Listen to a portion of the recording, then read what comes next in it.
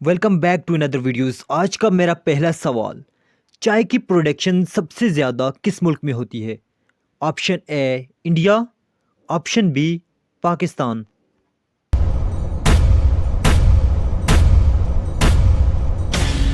Correct answer is option A India.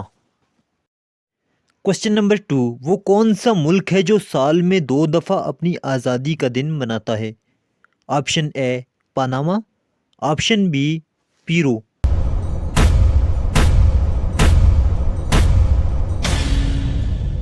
Correct answer is option A Panama.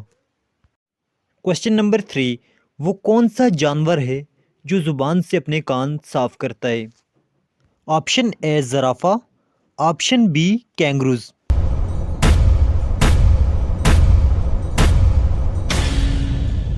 Correct answer is option A ज़राफ़ा। आज का मेरा आखिरी सवाल, सूरज सबसे पहले किस मुल्क में निकलता है? ऑप्शन ए जापान में, ऑप्शन बी इंडोनेशिया में।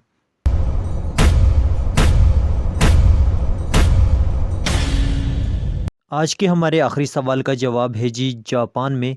कैसी लगी आपको मेरी ये वीडियो, कमेंट्स में ज़रूर बताइएगा। मिलते एक नई वीडियो के साथ, तब तक दीजिए इजाज़त। अल्लाह नेगेबान।